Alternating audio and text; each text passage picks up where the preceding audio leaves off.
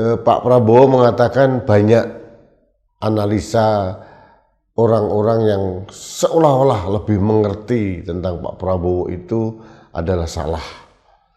Saya sepakat dalam satu hal karena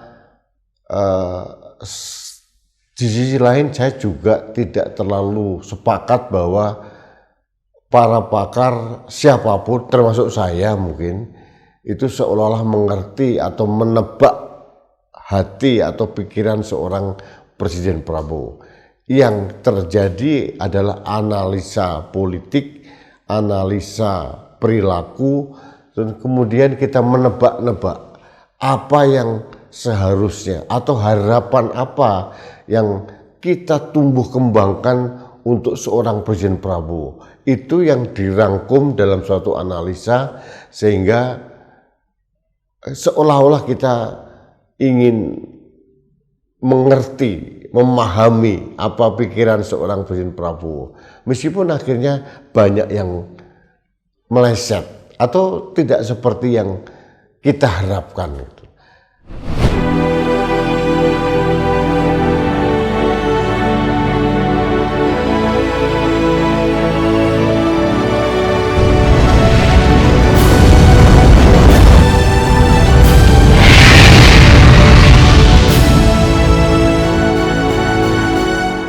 Halo sahabat Indonesia, kita bertemu kembali dalam Opini Rudy di Anak Bangsa Channel. Sahabat Indonesia, hari Senin tanggal 5 Januari 2026, Presiden Prabowo menghadiri peringatan Natal Nasional di Tenis Indoor Senayan, Jakarta.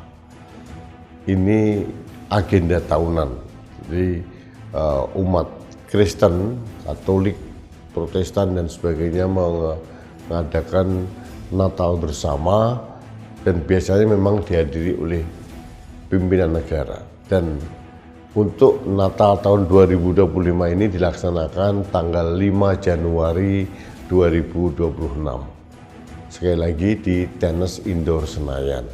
Nah, ada yang menarik dalam pidatonya Presiden Prabowo. Meskipun ini pre-Natal, seperti biasa, Presiden selalu keluar dari konteks dalam pidato yang tidak tertulis yang disampaikan. Saya akan mengajak Anda untuk menyimak pidato Presiden dalam penggalan berikut ini. Ini zaman teknologi ya. Jadi sekarang teknologi itu ada sosmed, iya kan? Sosmed ini baik, tapi ada juga kadang-kadang bahayanya. Dengan banyak podcast, banyak pakar itu bicara asal bicara. Jadi saya lihat ada pakar-pakar yang selalu mengerti pikirannya Prabowo Subianto. Jadi kadang-kadang kalau saya mau cek kira-kira apa yang dipikirkan Prabowo Subianto, saya cari podcast. Kira-kira apa ya yang sedang dipikirkan oleh Prabowo? Ngarang gitu ya kan. Prabowo sedang konflik internal dengan ini, nanti dengan itu.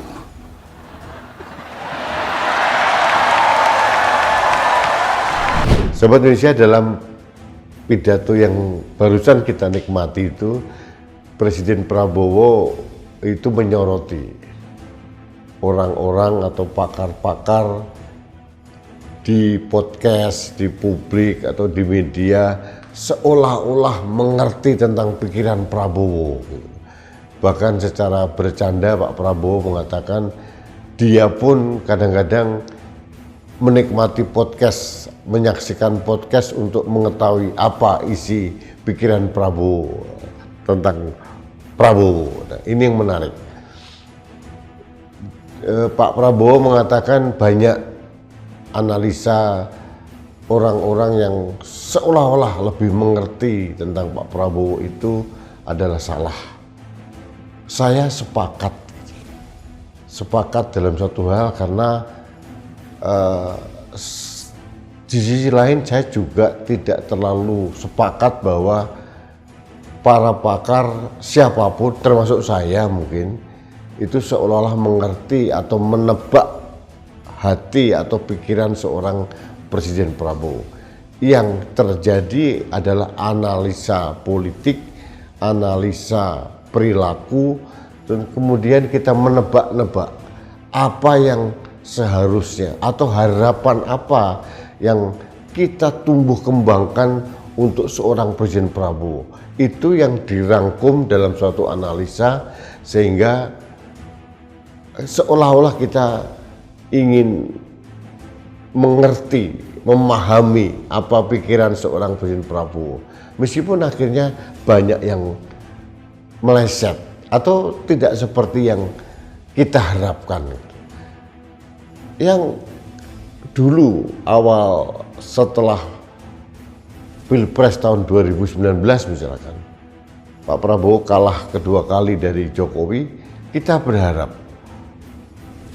Pak Prabowo dan Partai Gerindra tetap kokoh menjadi oposisi gitu, sehingga terjadi check and balances secara sehat gitu.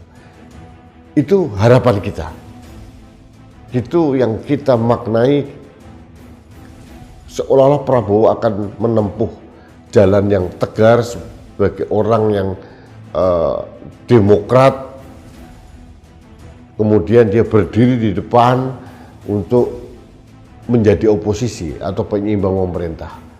Tapi ternyata analisa kita semuanya salah. Presiden Prabowo akhirnya masuk dalam kabinet Pak Jokowi sebagai Menteri Pertahanan. Ini menurut saya adalah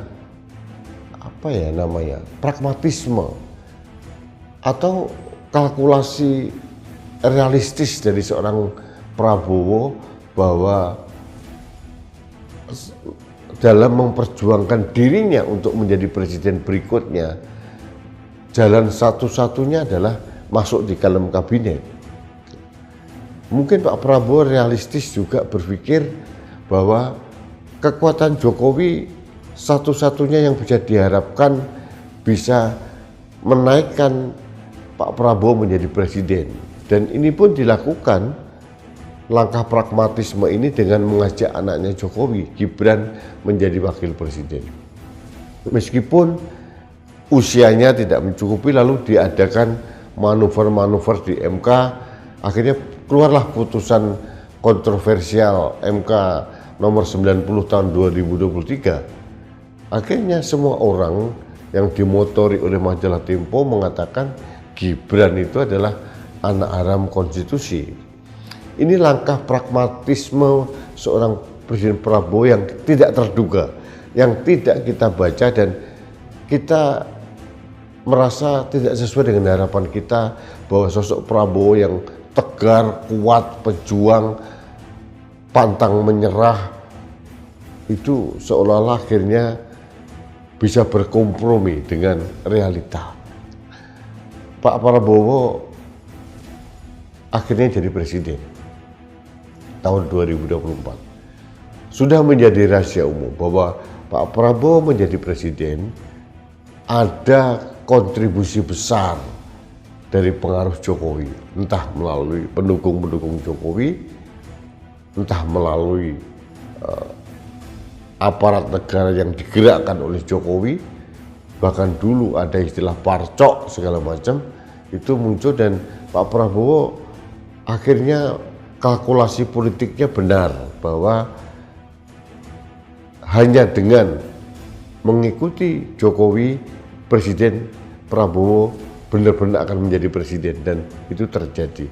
Ini langkah pragmatisme yang mungkin di luar prediksi atau analisa orang-orang tentang Pak Prabowo yang sebenarnya. Karena saya dan mungkin banyak orang yang lain itu salah satu penggemar buku Pak Prabowo, yaitu Paradok Indonesia. Bagaimana pikiran-pikiran, ide-ide cemerlang seorang Prabowo menganalisis permasalahan Indonesia lalu memberikan solusinya dan sebagainya. Ini termaktub semuanya dalam buku Paradok Indonesia. Tapi kenyataannya memang langkah-langkah pragmatisme ini yang dilakukan oleh Presiden Prabowo. Nah, setelah jadi presiden, kita berharap, kita membaca bahwa Presiden Prabowo akan membangun kekuatannya sendiri, akan lepas dari pengaruh Jokowi. Tapi ternyata kan tidak. Pak Prabowo masih mengakomodasi banyak orang, bahkan dulu sampai 18 orang Pak Jokowi yang dimasukkan dalam kabinet Pak Prabowo. Beberapa sudah di-reshuffle, tapi sebagian besar masih ada di situ. Kita menginginkan Pak Prabowo lepas dari Pak Jokowi, sehingga kita bisa melihat, berharap ada sosok Pak Prabowo yang independen, kuat, tegar dengan orasi yang luar biasa. Tapi kan ternyata kembali lagi analisa kita semua yang di luar pemerintahan ini meleset karena Pak Prabowo masih sering meneriakkan hidup Pak Jokowi, hidup Pak Jokowi. Bahkan kemarin dalam perayaan Natal pun juga dikatakan bahwa betapa beruntungnya Pak Prabowo diajak Pak Jokowi masuk dalam kabinet di tahun 2019 sampai tahun 2024. Artinya memang tebakan kita terhadap sosok Pak Prabowo melalui pikiran-pikiran yang beracu pada buku yang ditulis oleh Presiden Prabowo, yaitu Paradoks Indonesia, sekali lagi meleset bahwa ternyata Pak Prabowo masih terus memainkan politik yang tidak bisa dibaca dengan jelas apakah Pak Prabowo benar-benar akan independen atau masih memperhitungkan kekuatan Jokowi untuk 5 tahun ke depan. Ini yang kita baca, dan saya sepakat dengan Pak Prabowo, banyak pakar salah, termasuk saya pun salah. Tapi kesalahan kita bukan karena kita salah menerka pikiran seorang presiden, tapi salah kita adalah mempunyai ekspektasi atau harapan yang terlalu tinggi akan adanya seorang presiden yang independen dan mandiri, lepas dari bayang-bayang pemimpin sebelumnya. Itu lebih tepatnya seperti itu. Pak Prabowo konon kita baca pelan-pelan akan melepaskan diri dari Pak Jokowi. Pertanyaannya, apakah benar orang-orang Pak Jokowi yang masih ada di kabinet, masih banyak ini, ada Menko, ada menteri-menteri yang strategis, itu benar-benar berani dilepas oleh Pak Prabowo? Padahal beberapa menteri orangnya Jokowi dalam tanda kutip ini sering membuat blunder, sering menjadi beban presiden. Ini kita tunggu. Kita tidak lagi berani menerka pikiran seorang Prabowo karena sering sekali kita miss atau meleset gitu. Kita berharap Pak Prabowo bersikap demikian, tapi ternyata Pak Prabowo bersikap sebaliknya. Itu yang terjadi, sehingga mulai sekarang terutama saya tidak berani lagi untuk menebak Pak Prabowo akan jadi seperti apa. Tapi saya masih punya harapan presiden itu masih mempunyai ketetapan hati untuk menjadi presiden yang independen, lepas dari bayang-bayang pemimpin sebelumnya. Seperti Pak Jokowi 2 periode, itu benar-benar Pak Jokowi menjadi dirinya sendiri, lepas dari bayang-bayang pemimpin sebelumnya. Dan itu yang kita harapkan dari Pak Prabowo sebetulnya. Yang kita harapkan Pak Prabowo lepas dari siapapun pengaruh pemimpin sebelumnya, dan Pak Prabowo secara independen berani untuk tampil, memberikan warna atau aksen politik, aksen kebijakan atas dasar kemandirian beliau sendiri sebagai seorang presiden. Jadi tebak-tebakan kita atau analisa kita sering meleset. Sebagai contoh tentang rencana presiden untuk reformasi Polri misalkan. Langsung harapan rakyat membumbung tinggi. Wah, Pak Prabowo akan melakukan ini itu untuk membuat Polri akan lebih baik lagi. Tapi manakala Komisi Percepatan Reformasi Polri belum dibentuk, kemudian Polri justru membentuk tim reformasi internal, Pak Prabowo juga tidak bereaksi apa-apa. Lalu akhirnya dibentuklah Komisi Reformasi Kepolisian itu. Ada Pak Jimli, ada Pak Mahfud MD, tapi yang mengagetkan Kapolri yang menjadi objek yang harus direformasi justru dimasukkan di dalam Komisi Percepatan Reformasi Polri. Komposisinya pun banyak mantan-mantan Kapolri, mulai dari Pak Tito, kemudian Pak Badrudin Haiti, ada Pak Idam Aziz. Itu semua masuk dalam Komisi Percepatan Reformasi Polri. Di samping ada Pak Yusril, di samping ada Pak Supratman Andi Aktas misalkan. Ya, yang menurut saya di Komisi Percepatan Kepolisian ini yang bisa kita harapkan hanya 2 atau mungkin 3 lah. Profesor Jimli Asidiki, Profesor Mahfud MD, dan mungkin Jenderal Polisi Purnawirawan Ahmad Doviri. Karena kita tahu rekam jejak seorang Ahmad Doviri adalah seorang yang lurus, tegak lurus, imparsial untuk membersihkan Polri dari anasir-anasir yang merugikan institusi Polri. Tapi ini berkembang. Nah, Komisi Percepatan Reformasi Polri belum selesai bekerja, masih dalam proses pekerjaannya, tiba-tiba mak bedunduk plek Kapolri yang notabene anggota dari Komisi Percepatan Reformasi Polri mentorpedo keputusan MK dengan membuat Perpol nomor 10 tahun 2025.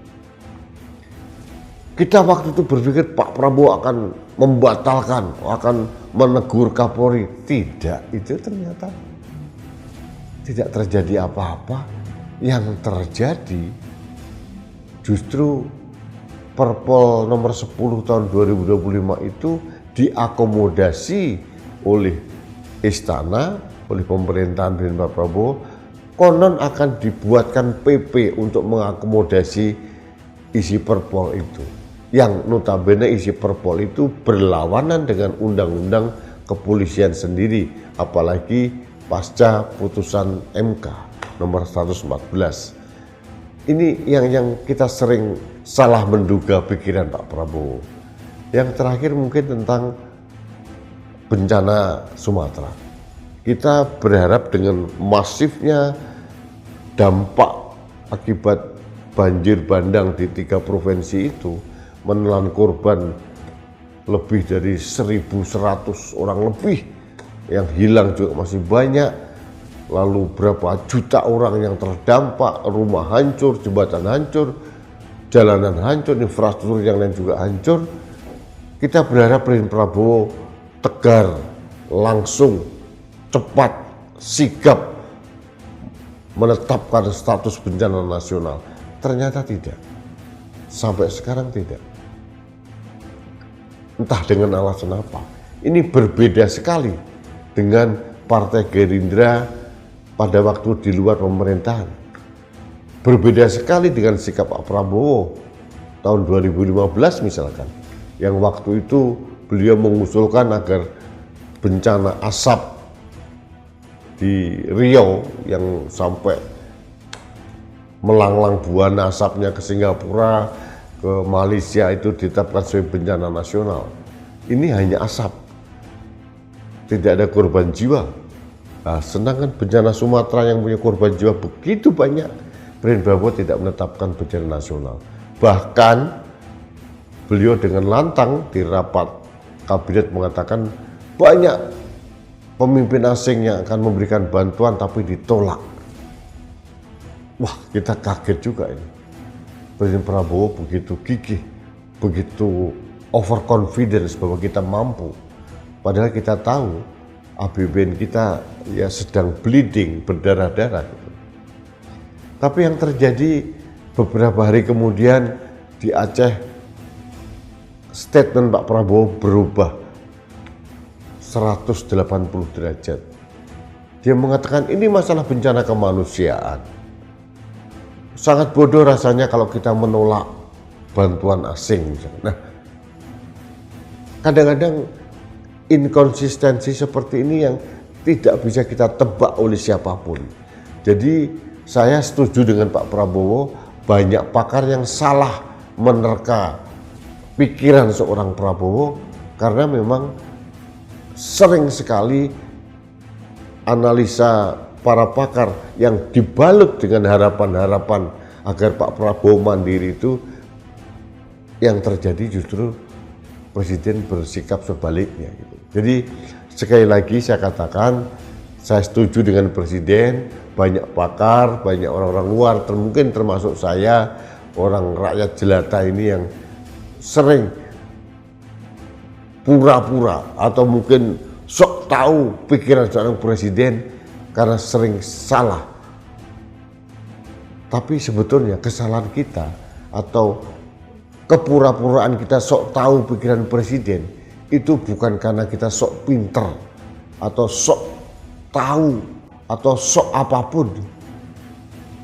Analisis kita yang seolah-olah membaca pikiran presiden itu karena harapan kita. Harapan agar presiden menjadi presiden yang tangguh, mandiri, terbebas dari sandera kekuatan atau kekuasaan sebelumnya. Karena kita tahu Presiden Prabowo mempunyai kapasitas dan kapabilitas untuk menjadi presiden yang kuat, mandiri, dan tegar. Nah, pertanyaannya sekarang, apakah tahun 2026 sampai nanti tahun 2029 Pak Prabowo masih seperti ini, atau mungkin ini strategi dari Pak Prabowo untuk membangun kekuatan brick by brick, begitu ya, bata demi bata, tahap demi tahap, dengan menari di atas gelombang, kemudian menetralisir, menciptakan cipta kondisi yang kondusif sehingga nanti pada saatnya Pak Prabowo menjadi kekuatan sendiri tanpa pengaruh siapapun, dan Pak Prabowo bisa maju di Pilpres tahun 2029 atas kekuatan sendiri, bukan karena bantuan orang lain. Nah, siapa tahu itu akan terjadi. Kita tidak tahu strategi presiden seperti apa. Yang jelas, sekali lagi Pak Presiden ingin saya sampaikan, bukan kami ini sok tahu, memang benar kami salah membaca, tapi apapun yang kami analisakan itu semata-mata niat baik kami, harapan kami agar Indonesia lebih baik di tangan seorang Presiden Prabowo. Itu poin yang ingin saya sampaikan pada kesempatan ini. Terima kasih sahabat Indonesia, kita bertemu kembali dalam Opini Rudy selanjutnya. Sampai jumpa.